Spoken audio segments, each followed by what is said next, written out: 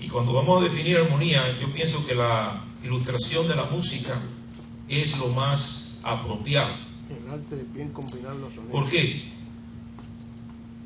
La música se compone de notas, símbolos, y son muchos los símbolos y muchas las notas que componen un pentagrama para formar una armonía. Y es interesante que en ese proceso las notas se combinen, como decía la hermana, entren en un engranaje para formar entonces una pieza musical armónica y bella. Ahora, cuando estamos hablando de notas, los que conocen ya un poquito más específicamente de la música, hay muchas notas musicales. A ver, menciónenme alguna. Por ejemplo, do, re, sol. Bueno, esas son las posiciones, pero las notas, pudiéramos nosotros definirlas, los símbolos de las notas, como la blanca, blanca, redonda, negra, la negra, la corchea, semicorchea, fusa, confusa, semifusa, no confusa, no, confusa. La confusa no entra en la armonía. Lo que a veces la semifusa es una confusión. Bueno, eso sí. Pero miren, hermanos, noten los que ya tenemos un poquito de conocimiento, qué interesante es. Porque cada una de esas notas es diferente a la una de la otra, ¿sí o no? Inclusive, y es lo más destacado, tienen valores diferentes. ¿Usted escuchó eso?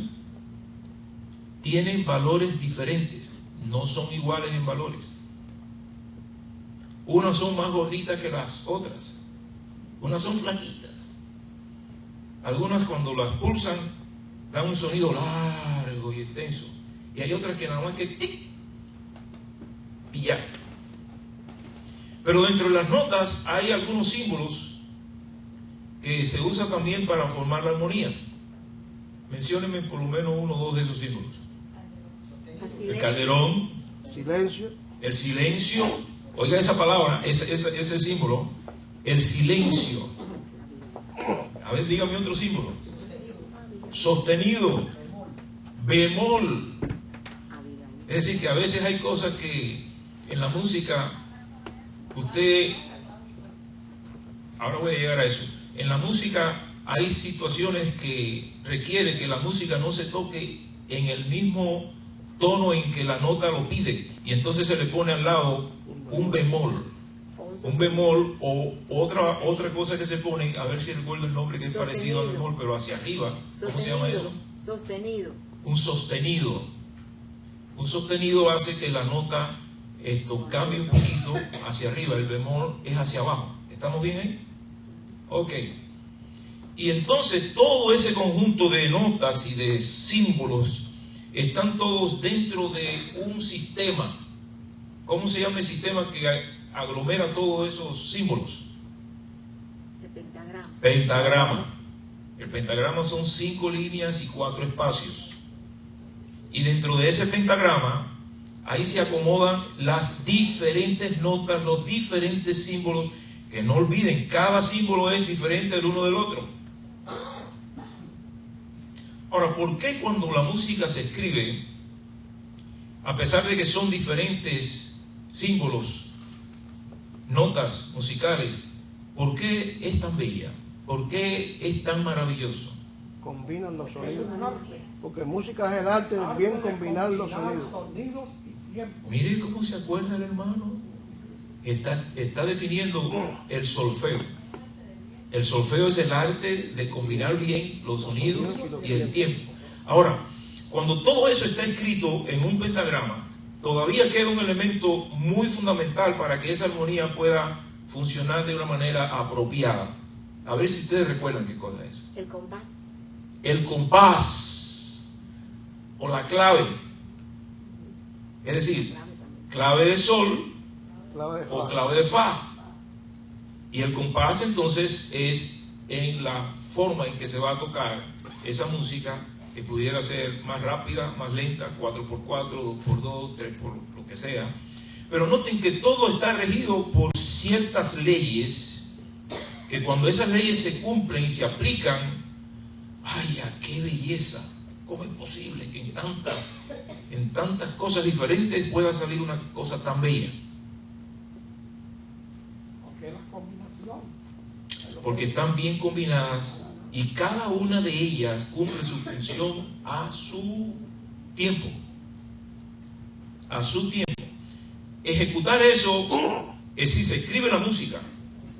La música se escribe por un maestro, por una persona capacitada, inspirada y conocedora.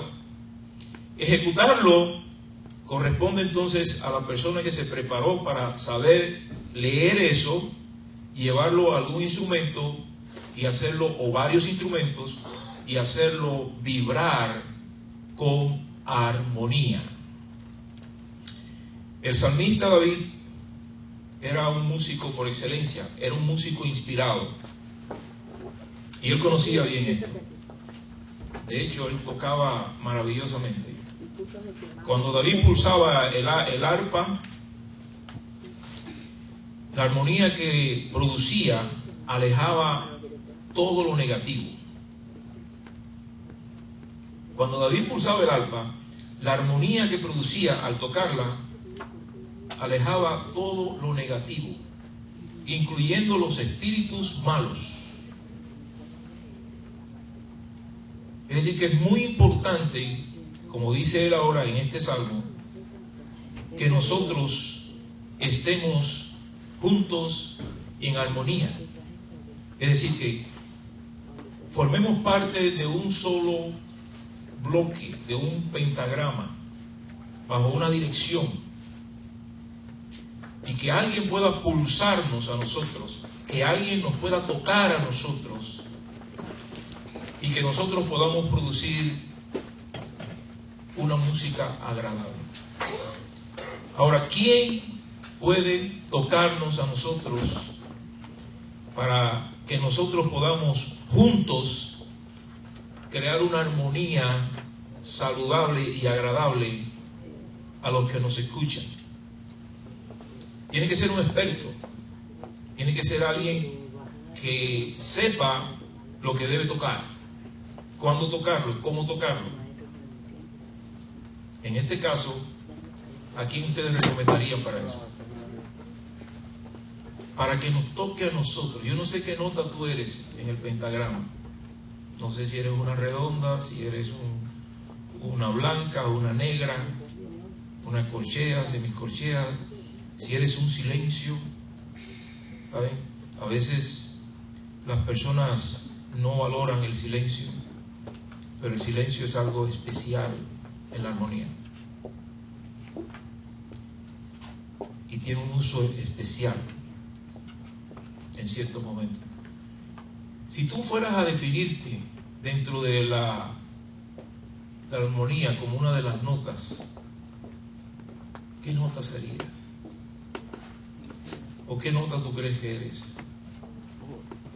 Pero lo más importante no es la nota que tú seas, aun cuando ni siquiera lo puedas identificar o la puedas identificar. Lo más importante es quién te toca. ¿Quién pulsa tu vida para que tú puedas dar la nota o el sonido adecuado dentro de la armonía que Dios quiere que exista en este gran concierto universal?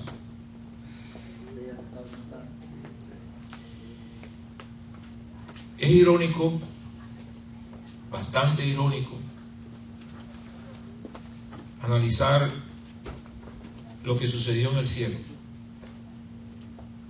En el mismo trono de Dios, en la presencia de Dios, donde todo era armonía. Y es irónico porque, según lo que hemos estudiado, sabemos que dentro de los seres creados por Dios en el cielo para disfrutar la armonía, había uno de ellos a quien Dios dotó de una capacidad superior a todos los demás. ¿Quién fue ese? Lucifer. Es decir, que era el querubín, el ángel protector en el trono de Dios, que tenía una experiencia perfecta, y oigan la palabra, perfecta de la armonía. Conocedor completo y perfecto de las combinaciones musicales. Sin embargo, la ironía es que en este ser se produjo todo lo contrario de lo que Dios quiso que existiese siempre en el cielo. Y comenzó a poner notas que no estaban dentro del pentagrama. Disonante. Oiga, qué bien. ¿Y qué cosa es una nota disonante? Ahora que usted dice esa palabra, que ya es un poquito más técnico eso. Yo digo que en esta iglesia no se puede hablar de música si usted no tiene un poquito de experiencia, porque aquí hay músicos. ¿Qué cosa es una nota disonante? Una nota que no encaja dentro del pentagrama. Vamos a ver otra declaración. Una nota disonante. Una nota disonante es una nota que no está dentro de la armonía. Es una nota, pero no está dentro del tiempo, dentro de la posición correcta que debe ocupar. Y entonces, al ligarse con otras notas fuera del tiempo y de la posición en que debe estar, cuando todas las demás notas producen la armonía, esa nota da un sonido totalmente diferente a todas las demás y produce lo que decía Víctor. ¿Cómo se llama eso, Víctor? Disonancia. Disonancia. Todos en armonía y una nota disonante. Hay personas que cantan y les encanta cantar, pero le falta algo para poder estar en armonía. Estamos hablando ahora de personas. El cantante tiene que tener una capacidad especial, porque el cantante tiene que interpretar la música basado en percepciones auditivas.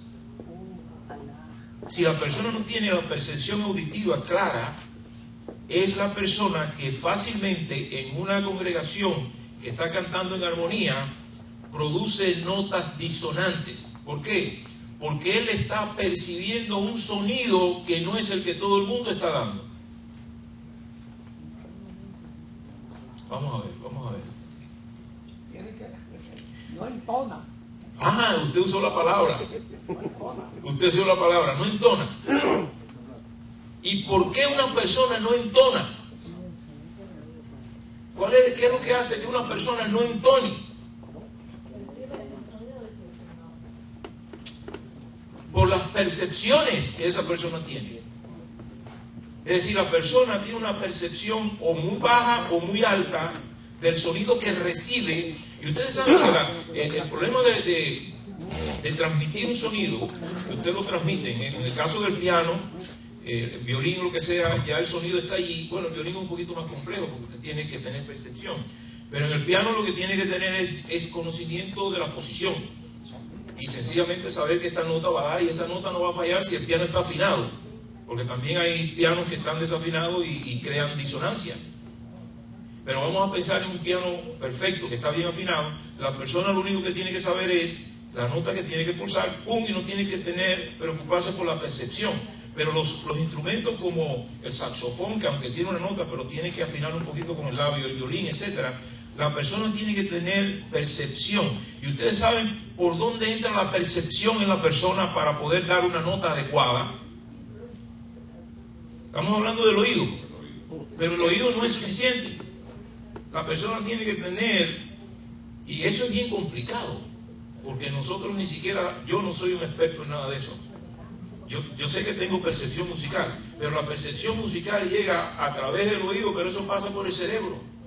Y el cerebro entonces manda la señal, y todo el sistema de fonación se pone en función de lo que el cerebro dice que recibe el oído, y entonces allá va el mensaje a través de las cuerdas vocales y de la combinación de todo lo que hace la fonación.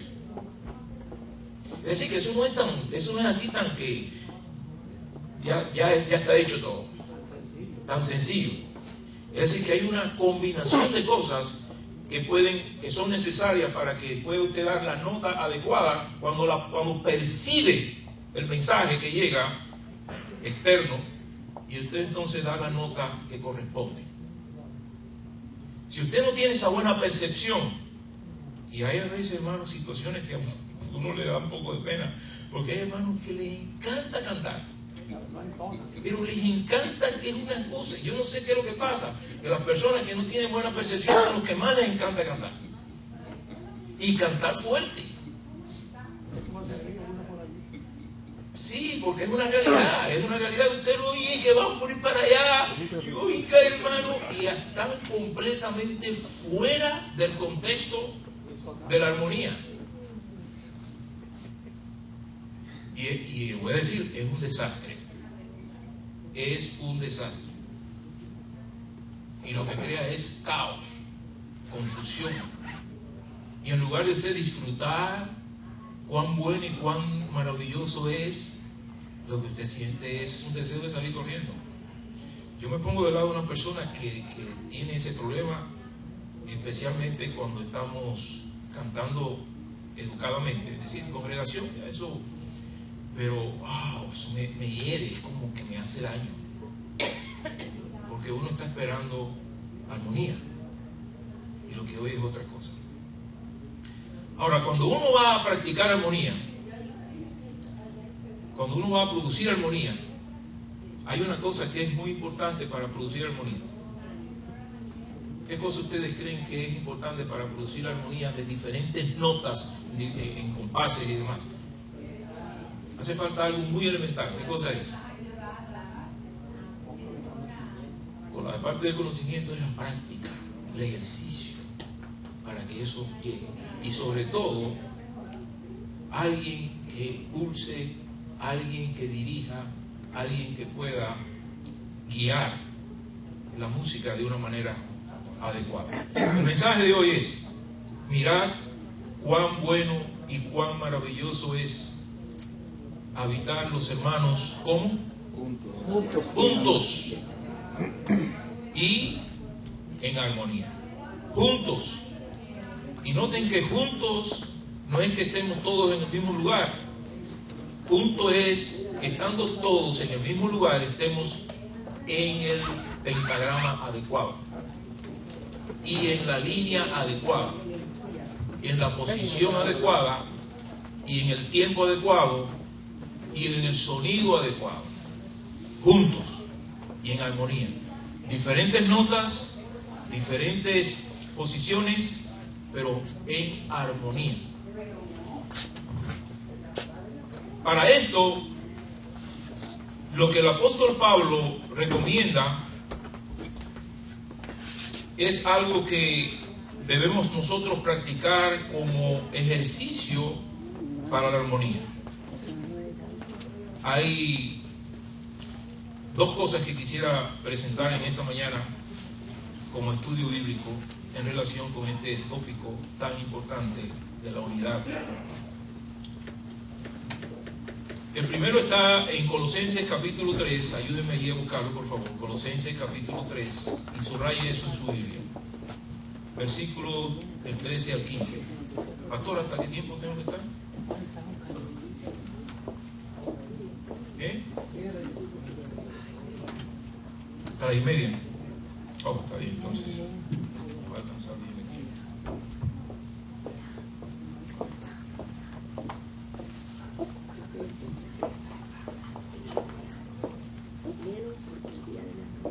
Ya lo tienen, Colosenses 3, del 13 al 15. ¿Quién lo tiene? ¿Eh? Ok. Alguien que lo lea, por favor. ¿Qué dice ahí? Soportaos unos a otros y perdonaos unos a otros, si alguno tuviere queja contra otro, de la manera que Cristo os perdonó, así también hacedlo vosotros. ¿Y qué más dice? Y sobre todas estas cosas, vestidos de amor, que es el vínculo perfecto. ¿Y el 15? Y la paz de Dios gobierne en vuestros corazones, a la que asimismo fuisteis llamados en un solo cuerpo, y sed agradecidos. Muy bien. Esos son consejos del apóstol Pablo para producir armonía y unidad. Y oigan la palabra que voy a usar: en la... A ver si ustedes me siguen. Producir armonía y unidad en la diversidad. Esa es la clave de este mensaje. Porque no podemos ser, no somos iguales. Dios nos creó a cada uno de nosotros como las notas musicales, diferentes.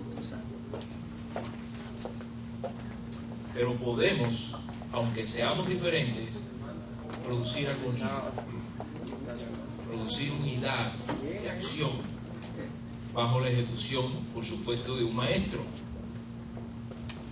Y aquí Pablo enfatiza algo muy importante dentro de este concepto. Él está diciendo en el versículo 12, anticipándonos ahora al contexto,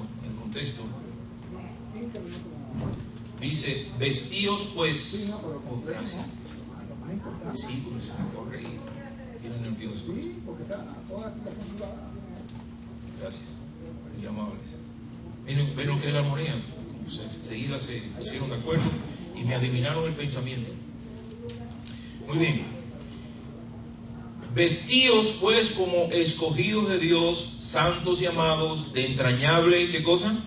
Misericordia, benignidad, de humildad, de mansedumbre y tolerancia o paciencia. Y entonces usa la palabra soportándonos unos a otros.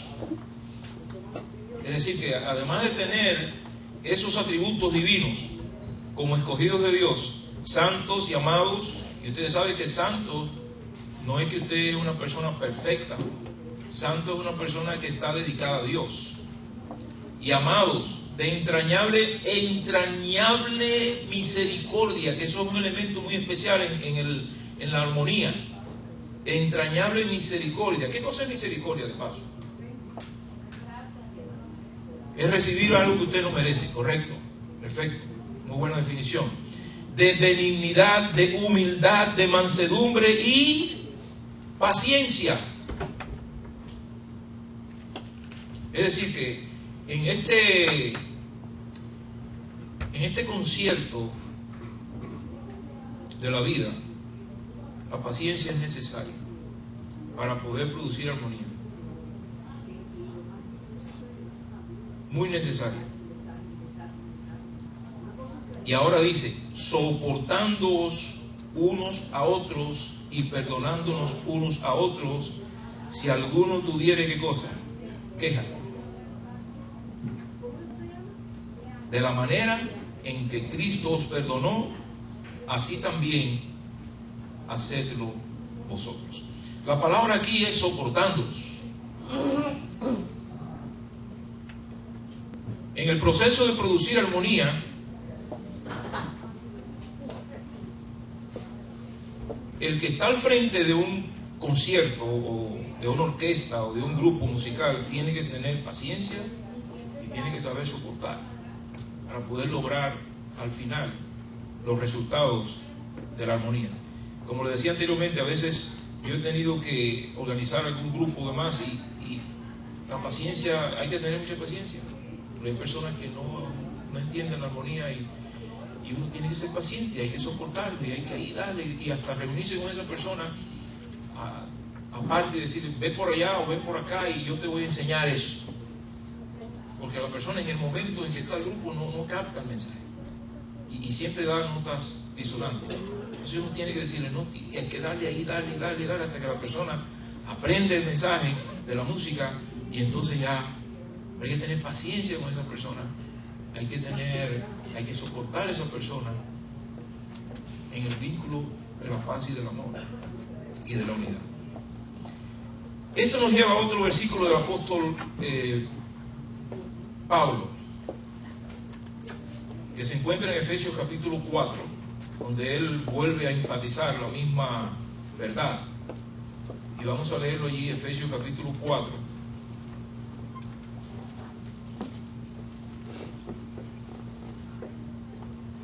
Y comienza Pablo diciendo: yo pues preso en el Señor os ruego, dice él, preso en el Señor os ruego que andéis como es digno de la vocación con que fuisteis llamados.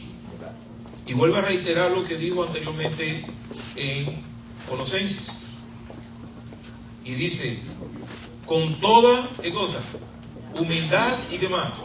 Y mansedumbre, soportándoos con paciencia los unos a los otros. Vuelve a rectificar la misma palabra. Ok, soportándoos con paciencia los unos a los otros. Solícitos en guardar la unidad en el espíritu. Ahora, note que la palabra soportando se vuelve a repetir. Y usted dirá, bueno, pero ¿cómo se puede soportar? ¿Qué significa la palabra soportar para usted? Vamos a ver, yo quiero escucharlo de ustedes. ¿Cómo usted puede entender para producir armonía, para producir unidad? ¿Cómo se puede usar esta palabra que Pablo la está enfatizando en Colosenses y la está enfatizando ahora aquí en Efesios, a los Efesios? Soportándoos, es decir, que hay que aguantar. Eso es lo que está diciendo él. Es decir, que si mi esposa me pega y mi esposa me maltrata, yo en aras de la unidad y de la armonía tengo que soportar. Eso es lo que Pablo está queriendo decir ahí. Así que, hermanos, a aguantar. Eso es, ¿no? Interpretación privada. No, así no. Tampoco así. Tampoco así, ¿verdad? Tampoco así. Bueno, entonces, ¿cómo es? ¿Cómo usted entiende eso que Pablo está diciendo? Tengo a Pedro en la cabeza porque a Pedro hubo que soportarlo, ¿verdad? A ver, ¿cómo se soporta? Soportando con amor. ¿Con amor? Con amor. Sí, con amor, sí. Mi esposo, dame. Sí, no. Yo te quiero, sí, no importa que tú me pegues, yo te soporto porque yo te amo. Así no. No, así no. Soportando, pero bien dándole a entender a la persona la forma correcta de hacer las cosas. Así. No es soportar y dame y yo te aguanto. No. Es saber uno reprender con amor, creo yo. ¿Está bien? Hablar. Okay. Hay que hablar. Noten, hermanos, que soportar usted no, el concepto es que usted no tiene que dejar que abusen de usted. Soportar no es dejar que abusen de usted, en ningún sentido. En ningún sentido. Voy aquí primero y después a ver. El principio bíblico es que ser manso como Pablo, pero astuto como serpiente. ¿Y astuto qué cosa es? Manso es fácil para uno, pero astuto qué cosa es. A veces la gente astuto lo usa como, lo usa mal. No hay que ser astuto y se convierte en Es decir, monitorear la situación, exactamente, pero con la sabiduría que nos da el Señor Jesús. Muy bien. Pero manso, la palabra manso está bien. Y astuto usted lo que quiere decir es que aunque usted es manso, como dice el pastor Arnaldo Cruz, no es menso. Exactamente, ahí está. Manso, pero no menso. No No tonto. No es tonto. No es tonto. Ok. Tranquilito ahí como la serpiente, pero si me Exactamente. cuidado. Yo tengo que tener un argumento para defenderme también. ¿Cómo no? Yo, pero Tal vez no busca la vamos a ver violencia. acá. Soportar más bien es corregir con paciencia. Mire qué interesante concepto es. Por ejemplo, cuando No, pero tiene que repetirlo. Las personas no captaron el mensaje. es corregir con paciencia. Corregir con paciencia, soportar. Ok. Es que lo que está fuera de contexto, Ajá. con paciencia, usted poderlo llevar dentro del contexto. ¿Me gusta eso? Por ejemplo, los padres, cuando tienen varios hijos, yo no sé si ustedes han escuchado la expresión, pero yo lo escuchaba mucho de mi mamá. Este muchachito yo no lo soporto, pero no quiere decir que diera que no te amaba, sino que hacía las cosas, la gente entendía que lo llevaba por el camino correcto. Ok. Sin permitir los abusos, Ajá. sin permitir los excesos, Ajá. pero sabiendo que, por ejemplo, Víctor tenía que llegar a las 10 de la noche y llegaba a las 10:30, llegaba a las 11, no importa lo que me dijera, con paciencia me corregía y me hacía entender cuál era el camino correcto. Ok. Eso significa, hermano, que cuando usted, fíjese bien, si a una persona usted le quiere abusar de usted físicamente, usted tiene que soportar a la persona con paciencia. Que le dé, pero que le dé suavecito, que le dé pocas veces. No. Es decir, Corregir con paciencia, o sea, no me va a dar... pone la otra mejilla y le dice que pone la otra. Espérate, dame por este lado ahora. Pastores, ¿dónde entra ahí el carácter del cristiano? El carácter del cristiano. El carácter del cristiano y del ser humano, porque todos reaccionamos en algún momento dado. Oh, eso es importante. Exactamente. Todos reaccionamos, todos tenemos espíritu. Exactamente. Mire, a mí me tocó algo, y ustedes me imagino que les puede tocar muy a menudo. Hay tantas cosas que uno puede poner como ejemplo. Pero en una ocasión, cuando yo estaba preso, me tocó una prueba terrible. Yo tenía una javita que le permiten tener a uno en la cárcel, con algunas pertenencias. Y yo tenía unas galletitas que me habían regalado.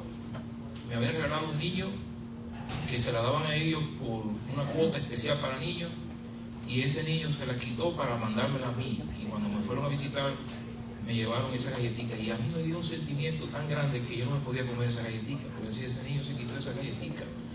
Y entonces yo las tenía ahí guardadas, ahí como algo especial.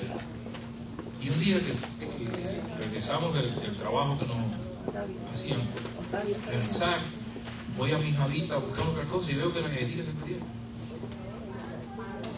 Oiga, ¿y qué clase de malestar tan grande yo sentí en mi corazón? Y entonces le pregunto al cuartelero que cuidaba allí, ¿qué pasó aquí? Y entonces él me dijo, mira, lo que pasó es que aquí vino el sargento y Picadillo, que le decían a uno de los presos. Picadillo estaba con él, revisando porque hacen requisa, ver lo que uno tiene. Y yo vi a Picadillo andando en tu hábitat. Picadillo era un preso viejo que había allí, tenía otro hermano, era gente de alcurnia en la cárcel por la maldad que practicaba. Y yo dije, las galletitas, hermano, fíjense, las galletitas me pudieron haber costado la vida a mí. Una simple galletitas que me regalaron sentimentalmente, me estaban llevando a la ruina posiblemente física. Y yo, dígame usted, yo no sé ni fajarme a los puños ni sé nada de eso. Y fui a buscar a Picadillo. Picadillo, un preso viejo. Y digo, Picadillo, tengo que hablar contigo. Y lo saqué fuera de la galera, al patio. Y le digo, ¿dónde anduviste mi java? Dice, yo no anduve en tu java. Dice, usted anduvo en mi java porque el cuartelero me dijo que usted con el sargento estaban haciendo requisa. Y el sargento no se cogió la galletita, fuiste tú que te la cogiste. Y entonces dice, ¿tú me estás diciendo a mí que yo soy un ladrón? Digo, bueno, si te cogiste la galletita eres un ladrón. Y dice, yo robé en la calle, pero yo aquí no robo. Digo, y ya yo estaba, ya yo no estaba en armonía, yo estaba en otro espíritu, en otro mood, como dicen en inglés. Y ese espíritu que se mete dentro de una persona en cierto momento de la vida es el que estropea completamente el propósito de la armonía. Pero yo estoy ahora sobrecargado ahí con mi problema emocional, porque era más emocional que otra cosa. Lógicamente no había por qué crear tanto lío, pero yo tenía una situación interna tremenda y le dije, si tú robaste afuera, tú robas aquí también. En otras palabras, tú sigues siendo ladrón. Así le dije. Me dijo, mira, nos vamos a matar por eso. ¿Cómo tú vas a decir que yo soy un ladrón? Nos vamos a matar por eso. Hermano, y se me fue. Y yo dije, nos matamos. ¿Sabes lo que es eso? Y acuérdense, por una, ¿qué cosa? Nos vamos a matar. Y cuando yo dije eso, después que lo dije, yo dije, ay Dios mío, ¿qué quiero hacer ruido? Y Picadillo así me mira fijo así. Y yo me empieza, el cuerpo se me empieza, es una cosa así, que un calor que me empezó a subir. Y yo dije, no, esto está malo, esto está malo, esto está malo. Y me quedo así un rato, y lo miro fijo también, como para enseguida a balanzarnos uno contra el otro. Pero yo hago así, me quedo así y me le doy la espalda. Y me voy adentro de la galera. Me pongo en mi camita, que era una de las de arriba. Pongo los codos así. Yo estoy temblando, hermano, en ese momento. ¿Y ustedes saben por qué yo estaba temblando? No era de miedo. No era el miedo a Picadillo, era el miedo a las consecuencias de lo que podía traer si yo, con el espíritu que yo tenía, hacía, porque yo en mi mente, yo fui poseído por otro espíritu. ¿Ustedes saben lo que es ser poseído por otro espíritu? Que no es el espíritu del director, que nos debe dirigir en armonía. Otro espíritu, otro líder estaba poseyendo mi mente. Y digo, Señor, ayúdame, yo no quiero llegar a este extremo. Por favor, ayúdame. Eso es lo único que le dije. Y salí. Otra vez allí donde estaba Picadillo. Y voy caminando para arriba de Picadillo, mirándolo fijo así. Me voy a acercar, yo no sabía lo que iba a hacer, pero yo no quería entrar en conflicto físico. Y lo voy mirando así, y cuando me voy acercando, dice Picadillo, mira Parker, vamos a dejar esto. Es verdad que yo me cogí la galletita, es verdad que yo anduve ahí, pero mira, eso fue por esto, y me empezó a dar una explicación. Oye, hermano, yo casi lloro. No lloré porque allí no se podía estar llorando, pero me dio un sentimiento tan fuerte eso, que sentí la conmoción como el deseo de llorar. ¿Y ustedes saben por qué yo sentí el deseo de llorar? ¿Y por qué me conmoví tanto? No, pero no eso sí, el Espíritu está trabajando, pero ¿por qué?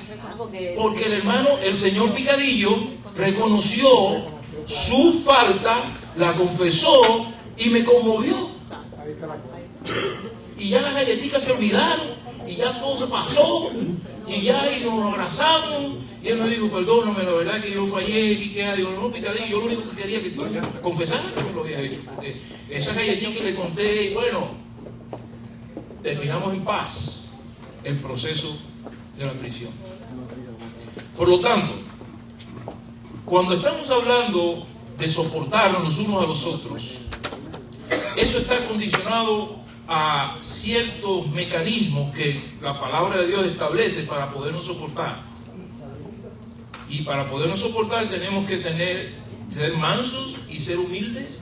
Y al ser manso y humilde quiere decir que yo debo reconocer cuál es mi verdadera realidad. Yo no puedo soportar a una persona que no quiere reconocer sus errores. Yo no puedo soportar a mi esposa si ella no quiere aceptar que ella tiene una situación que está afectando la relación, o viceversa. Ahora, si yo acepto, yo por fin le digo, mira, mi amor, es verdad que yo tengo este problema, yo tengo esta tendencia, yo estoy luchando contra esta situación. Entonces es que mi esposa dice, ¿qué cosa? Pues no te preocupes, yo te voy a ¿qué? Yo te voy a soportar, yo te voy a apoyar. ¿Me entiendes? Es decir que la Biblia entonces cuando habla de esto establece un principio que es clave en las relaciones humanas. Un principio que es clave en las relaciones humanas. ¿Cuál es el principio clave en las relaciones humanas que la Biblia establece? No, pero el principio para soportarnos, ¿cuál es? El amor, exacto. Pero, es decir, ¿cómo ejercitarlo? De esta manera la Biblia lo presenta. Si tu hermano, si tu esposa, si el pastor, si el vecino, si cualquiera tiene una situación contigo, cualquier situación que tú tengas con un hermano, o el hermano tenga contra ti, para tú soportar esa situación, no es que tú te quedes callado y digas, bueno, eso el tiempo lo va a resolver. Eso no es un asunto de no, él va a cambiar. Mi esposo tiene ese problema, pero él va a cambiar. Él abusa de mí, pero yo estoy orando para que Dios lo cambie un día. Y la cara llena de morrotones y todas esas cosas. Él va a cambiar. Miren, y estamos hablando ahora, no en el aspecto espiritual, estamos hablando en el aspecto social. Las consejeras que se experimentan en este asunto le dicen, especialmente a las mujeres, porque son las que más creen que va a cambiar, le dicen, no va a cambiar nada, usted tiene que delatarlo, usted tiene que denunciarlo, usted no se puede quedar callada, porque ese es un abusador que lo que está tomando ventaja de usted por usted soportarlo. Si usted lo quiere ayudar, tiene que denunciarlo. Si lo quiere ayudar, tiene que denunciarlo. Porque si usted se queda aguantando y soportando, esa persona nunca va a cambiar. Y termina en muerte, en tragedia, definitivamente. Y eso es lo que Dios nos está diciendo a nosotros, de la misma manera, es el mismo principio. Si hay una situación entre hermanos, usted no puede soportar y estar callado, no, porque el hermano se va a ofender, no porque acá, no porque allá, no. Hay que denunciarlo. ¿Y cómo se denuncia eso? ¿Qué dice la Biblia? ¿Cómo se denuncia un problema con un hermano? Primeramente, hablar con él. No, es que hay que hablar con el hermano. Y si no quiero ir, bueno, llevar a otro objetivo. Hay que hablar con el hermano, hay que hablar con la hermana, hay que hablar con la esposa, hay que hablar con quien sea que haya que hablar. Y ahora sí usted tiene que usar los métodos bíblicos. Tiene que, para hablar con el hermano o con la hermana o con quien haya que hablar, usted tiene que tener un espíritu manso, apacible, humilde. No llegar ahí usted sabe, a reclamar un derecho. Sencillamente usted va a sanar, usted va a tratar de resolver un problema. Por lo tanto, tiene que pedirle a Dios y orar bastante para que ese encuentro pueda ser un encuentro positivo. Pero hay que ir al hermano. Y lo que más daño hace en este tipo de procedimiento para fomentar la armonía y la unidad entre varios o entre dos, es que usted, en lugar de ir al hermano,